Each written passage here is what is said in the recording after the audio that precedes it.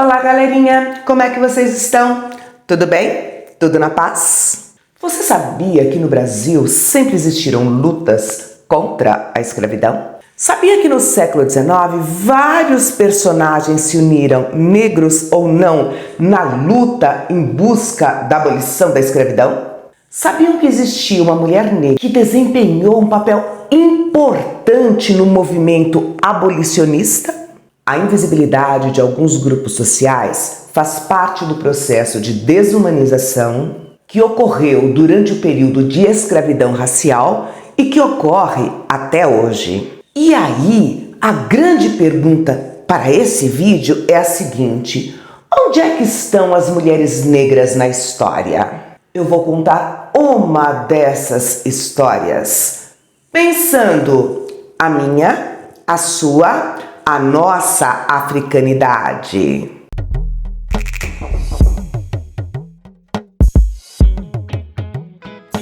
No Maranhão, no século XIX, nasce Adelina, filha bastarda de João da Luz e da escravizada Josefa da Silva.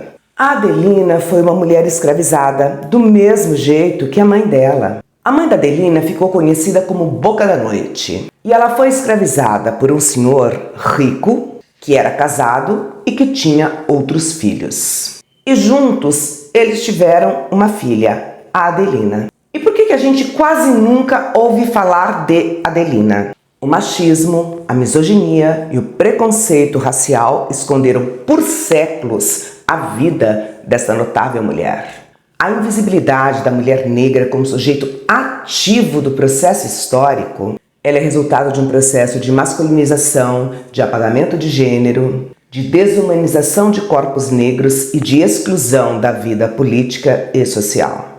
Bom, mas vamos voltar para a Adelina. Ela e a mãe, elas recebiam um tratamento diferenciado dos demais escravizados. Galera, vamos combinar. Diferenciado, sim, mas igualitário, não. Porque as duas eram propriedade de João da Luz, o pai da Adelina, que prometeu para a mãe dela: olha, eu vou dar para essa menina a mesma educação que eu dou para os meus filhos e quando ela fizer 17 anos, eu vou libertar ela. Eu falei, deu? Mentira. A mãe da Adelina exigiu, botou ele na parede e pediu: faça isso com a minha filha. E ele prometeu. E por conta dessa promessa de tratamento diferenciado, a Adelina, diferente da grande maioria dos escravizados, ela aprendeu a ler e a escrever. Bom, a gente sabe, né, meu povo? A vida de um escravizado nunca foi melzinho na chupeta. Se a Adelina tinha lá algumas regalias, isso não fazia que a vida dela fosse um mar de rosas. Era meio que no marromeno. Mas aí, quando ela fez 16 anos de idade, a mãe dela morreu.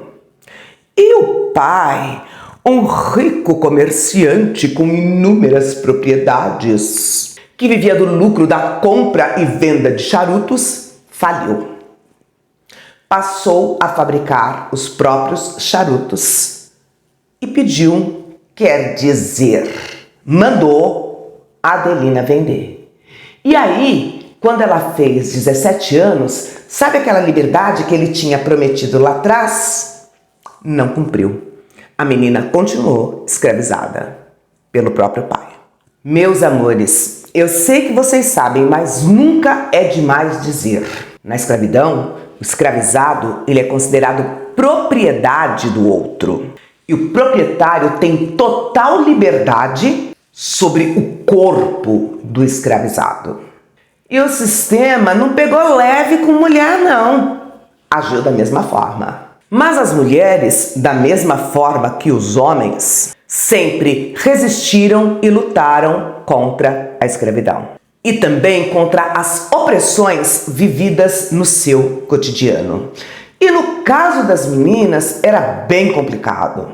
As meninas escravizadas cresciam na dinâmica da exploração sexual. Algumas não viveram o ato do estupro, mas sofriam constantemente a ameaça de uma possível violação e a qualquer desobediência eram severamente punidas pelos seus senhores. Mas e a Adelina? A Adelina começou a vender charutos pelas ruas de São Luís. Isso fez com que ela se transformasse em uma escravizada de ganho. E o que é o escravizado de ganho? Pessoal, é assim, ó. O escravo de ganho é aquele escravizado que não trabalha dentro da propriedade do senhor dele. Ele trabalha fora, normalmente nas ruas.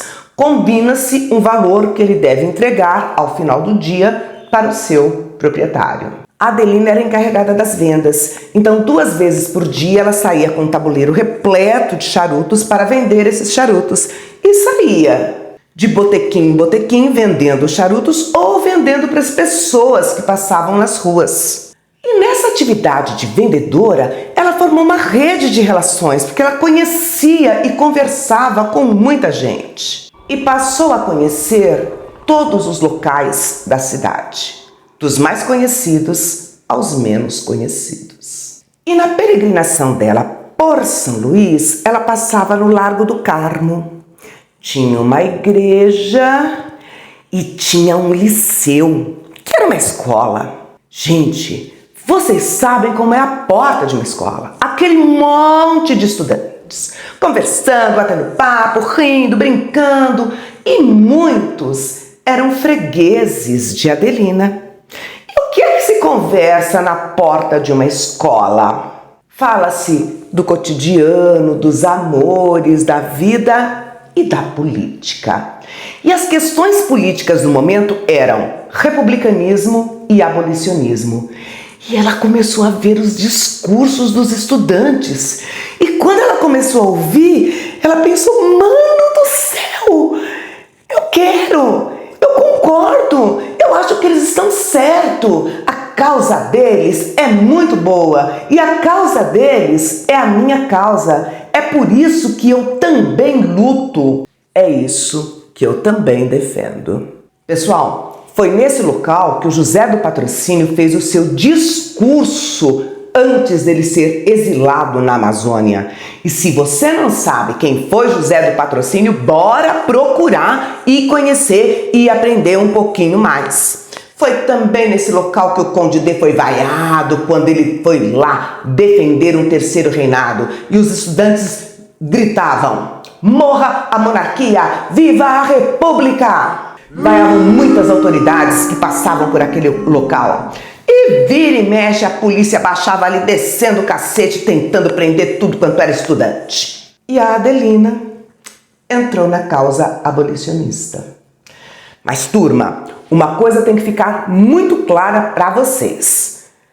O movimento abolicionista, ele começou com os escravizados. Quem sempre lutou pelo fim da escravidão foram os escravizados. Não é um movimento criado pelos estudantes que a população escravizada adere. É o contrário. É um movimento que sempre foi defendido pela população escravizada e que agora alguns estudantes estão aderindo. Bom, mas vamos voltar para Adelina, a charuteira. Ah, eu não falei para vocês que ela era charuteira. Ah, agora já falei. E por que ela era charuteira? Acho que eu não preciso explicar, né? Ela ficava circulando para lá e para cá, vendendo os charutos que o pai produzia, ainda escravizada. Bom, mas quando ela vê toda essa movimentação ali em frente ao liceu, ela percebe que a atividade produtiva que ela está desenvolvendo pode favorecer esse movimento. E ela se torna uma ativista, não apenas auxiliando os estudantes, mas auxiliando também, e acima de tudo, os escravizados. Além de ter uma vasta rede de relações, ela conhecia todos os meandros e os becos da cidade. E aí, ela se torna uma pessoa de confiança. E esse conhecimento que ela tinha fez com que ela se tornasse uma arma poderosa contra a escravidão. Ela ajudava os ativistas a não serem encontrados pela polícia e ela conseguia articular fugas de escravizados. Ela ficava lá com seu tabuleiro de charuto e assim como não quer nada, ela observava e antecipava as ações da polícia. E quando ela percebia uma ameaça, ela ia lá, corria e contava para os estudantes. Quer dizer, corria não, né? Saía discretamente, como quem não tem nada. Vem aqui, vou te vender um charuto. E contava o que estava se passando. E ela cresceu de tal forma em importância que ela se tornou a responsável por enviar informações estratégicas à Associação do Clube dos Mortos. Esse clube ajudava na fuga de alguns escravizados, levando eles para um sítio sob a propriedade da família dos Abranches, no Bacanga. E depois eles encaminhavam esses escravizados para o Ceará. Gente, o Ceará foi um estado pioneiro na abolição da escravidão. Mas esse pioneirismo só se deu porque a mão de obra escravizada ela era secundária na economia cearense. Mas voltando para a Adelina. Dizem que ela usava como senha os charutos que ela vendia. É assim, ela gostava de fumar, mas ela não tragava. E aí assim, né, ela tava lá andando, quando ela pegava um charuto e começava a fumar, os estudantes sabiam, aí tem.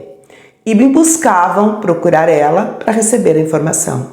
Gente, a mulher era do balacobaco. Ela subia em qualquer cumieira, descia em qualquer porão, conhecia todas as rotas de fuga e ajudou diretamente alguns escravizados a escaparem, fugirem da escravidão. Fala-se inclusive de uma escravizada de nome Esperança que fugiu para o Ceará com um comerciante português de quem ela estava grávida. Fugiu com a ajuda de Adelina. Mesmo depois de alforriada, Adelina continua na sua luta em defesa dos escravizados e pela abolição da escravidão. E ela desapareceu sem ter sido presa pela repressão. Mas, como é que a mulher some assim do nada? Acredita-se que, como ela auxiliou uma série de escravizados a fugirem para o Ceará, em uma dessas fugas ela foi junto. Foi com os seus amigos. Não se sabe ao certo quando ela morreu. E a história dela, durante longos anos, foi absolutamente esquecida. E o nome dela foi invisibilizado na história nacional. O dela e de muitos outros e outras que, devido ao racismo e ao machismo daqueles que detêm a narrativa histórica, esqueceram esses nomes. Mas a gente não esquece não.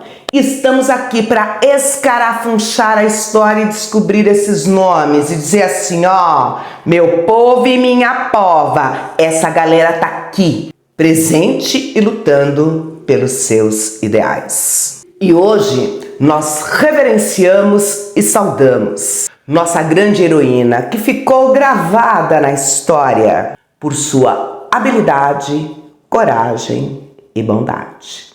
E assim encerro mais um vídeo. Gratidão por você ter me assistido até este momento.